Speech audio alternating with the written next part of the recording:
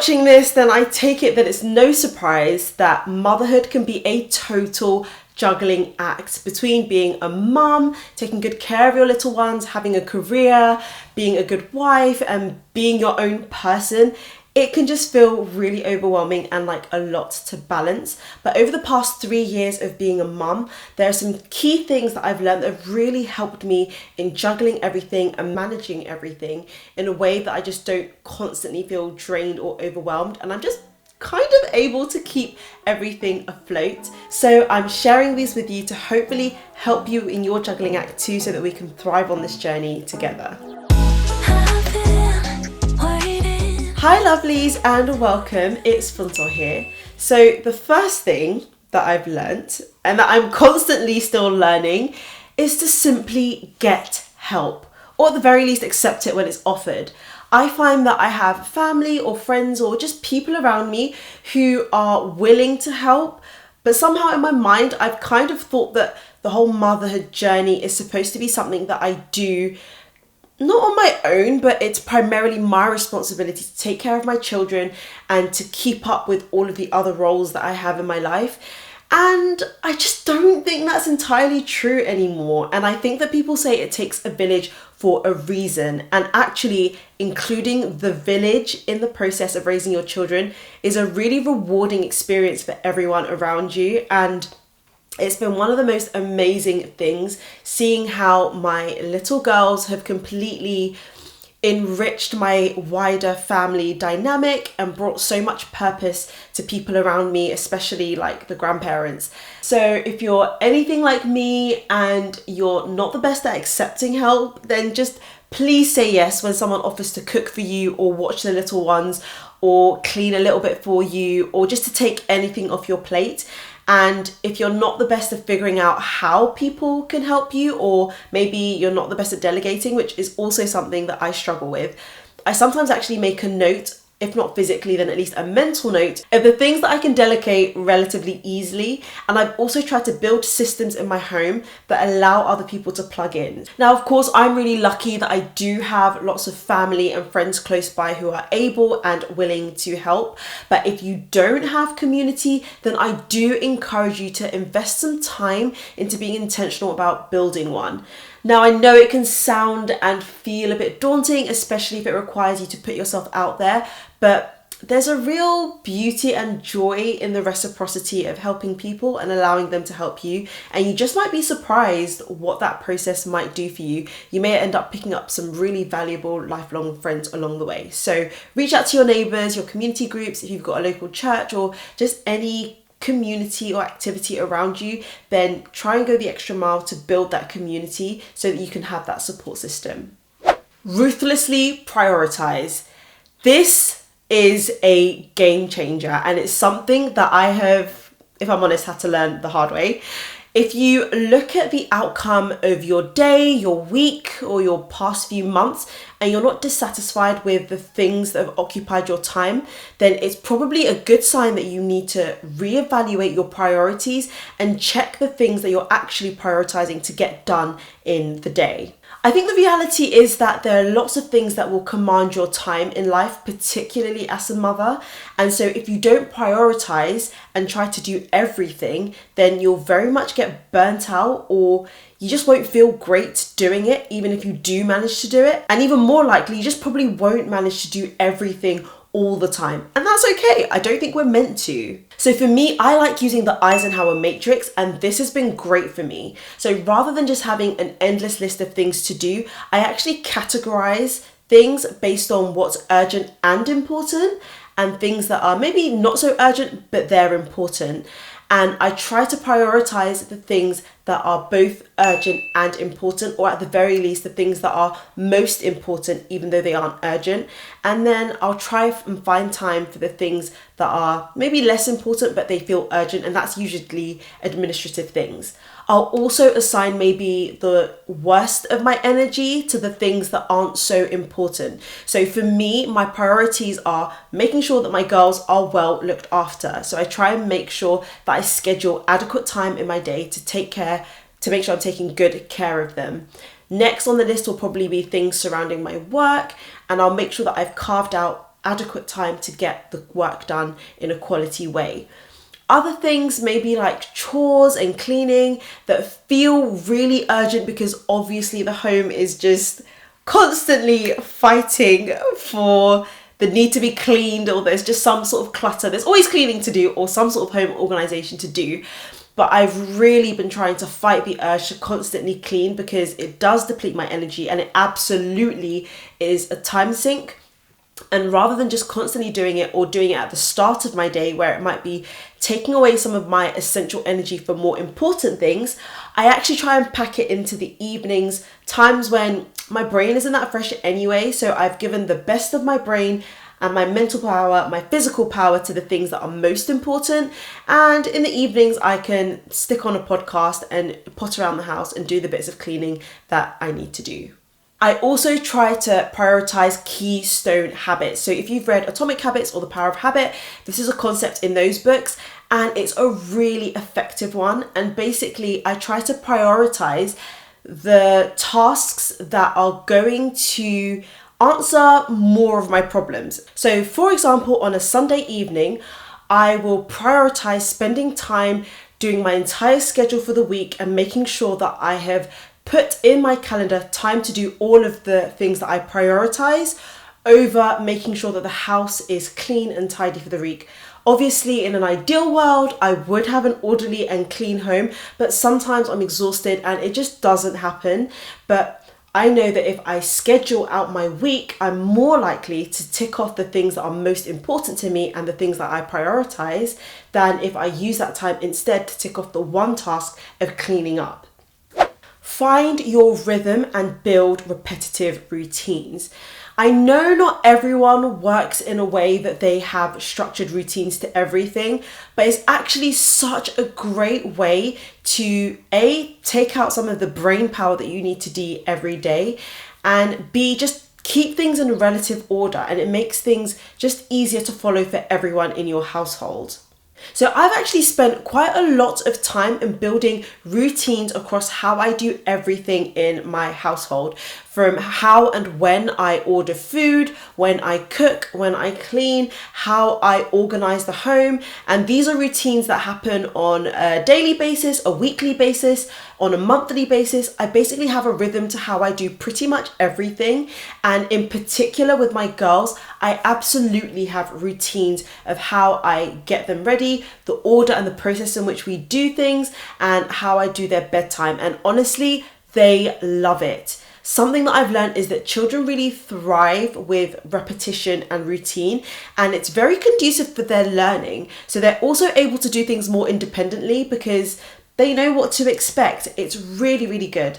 For me, it also takes out the brain power that I have to put into planning my time and figuring out how to do things. So I've spent extensive time figuring out what I want my meal plans to be like, and I rotate through them. And that means that week to week, I spend less time planning what I'm going to cook, when and how I'm going to cook it, because it's on rotation. So if you don't already have routines in place, I highly recommend you invest time into it. Admittedly, I have found it quite time consuming, and it's something that I regularly revisit to make sure that it's still working and it's still efficient. But overall, in the course of my day and in the course of my week, it means that I have to think less about those things and I can put more brain power towards more important things. Schedule everything. So if you're not someone who already structures their time, has a schedule or a calendar to block out when you're doing certain things, trust me, now is the time to do it, especially if you're a mother. If you're juggling, taking care of your children, working, taking care of the home, and also other responsibilities like church or looking after your own parents, you need to have an effective system to cut out time for everything. The first thing that I started off doing was doing an inventory of what my time actually goes towards.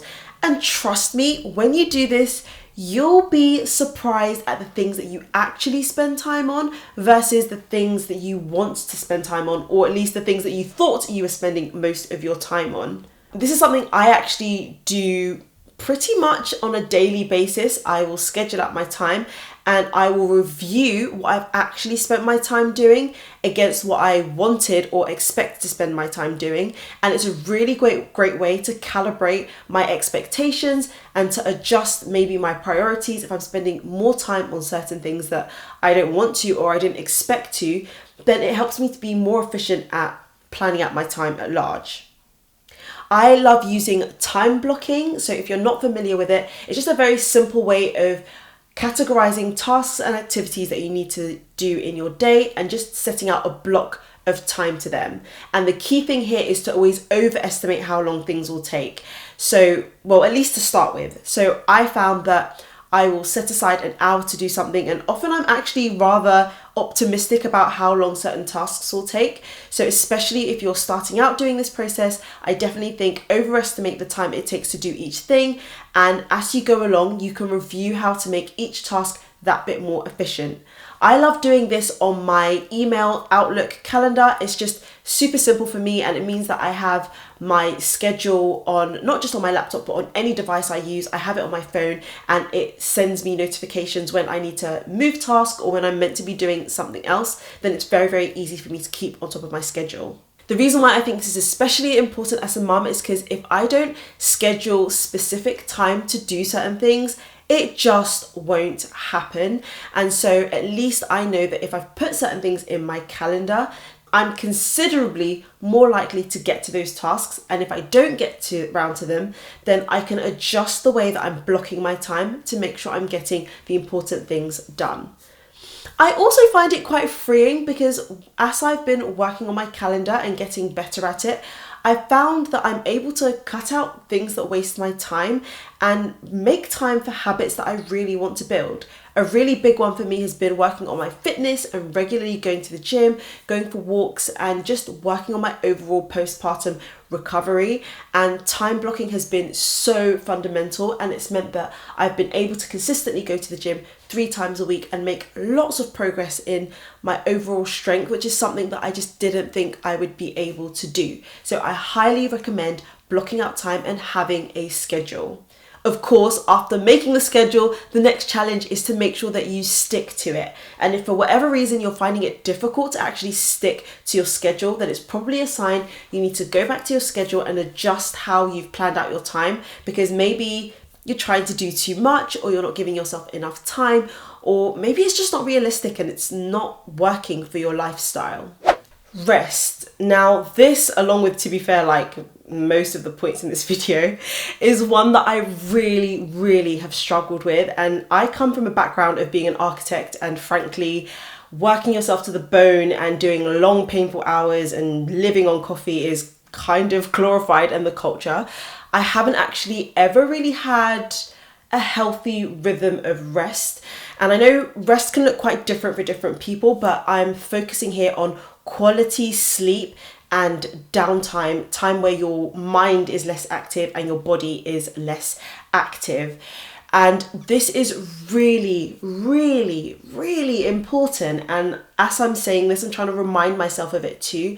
I find that when I'm physically and mentally tired, my patience is super thin with my girls, and I can feel myself being that bit more snappy with them, or being a little bit too hard on them because I haven't got the patience to endure all of their antics. And so it's really important as a mother to make sure that you get that rest. I think also resting your body and your mind adequately is one of those keystone habits and one of those foundational things that gives you the capacity and the strength and the energy to do everything else. Being well rested will facilitate your ability to juggle all of the demands of motherhood and being a wife and taking care of your family and everything else that life demands. So I highly encourage you to just spend some time reviewing how your days and your weeks go, and try and find ways to carve out rest where you're sleeping well and where you're able to just take some time out for yourself to do less. I also know when it comes to sleep, it can be extra challenging when you have young children, and if your kids are anything like mine, there's always a reason to wake up in the middle of the night just because you don't feel like sleeping. So sleep has been a real journey and a real pain point at certain times. So if you're not getting full sleep through the night in particular, I think it's extra important to try and carve out different ways or times of the day or times of the week where you can recuperate and get that rest in so that you feel better and so that your body also has a chance to recuperate and better support you. Reset. So something that I love to do at the end of the week is to have just a few systems that I put in place to help me to reset.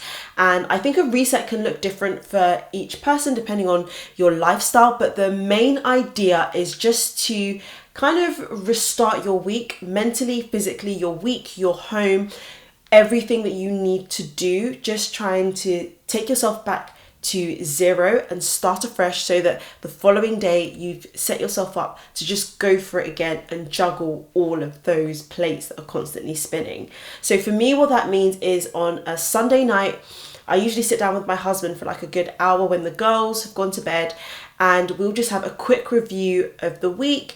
I kind of like to think about my life in 5 key areas. So my spiritual life, health and fitness, career, finances, and relationships. So that's our family and also our relationship between each other.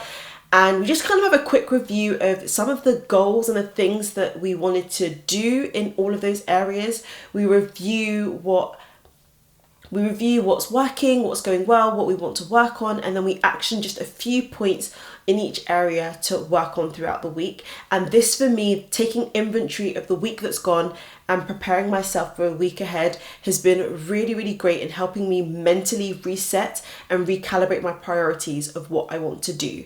I also like to make sure that key parts of the home are in order to make my Monday morning, that bit easier. So for me in the kitchen, the whole kitchen, listen, keeping the kitchen clean, I feel like is genuinely a full-time job. So the whole kitchen isn't clean, but at the very least, I'll try to clear the sink and put the dishwasher on so that when the girls are ready to have breakfast, first thing on Monday morning, they've got fresh appliances to use. I also like to try and make sure that my bedroom is in order, because I know that if I have a bit of a mess in the room, then it makes it harder for me to get ready in the morning. So I'll try and make sure that my room is in order and I know what I'm starting my day with, and I can just crack on without mess or clutter in the house getting in the way of the key things that I need to do. And with all of that said, I think it's important to remember to be flexible. Now, this might seem kind of in opposition to everything I've just said, but trust me, it's not. Being flexible just means that as much as we try to schedule and plan our time and order and structure things to make life easier, there's always an unexpected thing that may throw off our balance a little bit, but that's life and that's okay. So it's important to learn to adjust, to be agile and kind of change tactic, to switch up the schedule to accommodate that unexpected change, and know that you can get back on the horse and keep going even if things have turned out slightly different from what you expected. And also for me mentally, it kind of relieves some of that pressure where I've done what I can do in my capacity to be intentional with my time and try and do my best in structuring all of these responsibilities. But if things don't go entirely as planned, then I'm not going to freak out and stress over it. I'm just going to roll with it and just try and move forward regardless. My motto is I really try to just be 1% better every day. So even if every area of my life isn't going in the direction that I want it to be all the time, I just try and focus on what I can do to be a little bit better in a certain area. And that for me is just still a comforting thought that I'm still moving forward, I'm still juggling things well, and I'm still turning up and being the best version of myself that I can be. So those are some of the key things that I've been constantly practicing to make sure that I'm staying on top of all of the responsibilities that come as a mother. And I just want to say that you are doing a fantastic job if you're turning up every day and you're trying your best. Honestly, that's what motherhood is about, and you're doing amazing. So just keep at it, and I hope these tricks help you along that journey. Do share in the comments down below your experience and some of the things that you do to help juggle it all, because it'll be really encouraging for all of us. And if you've made it to the end, then thank you so much for watching, and do subscribe for more videos like this one. I'll catch you in the next one. Bye!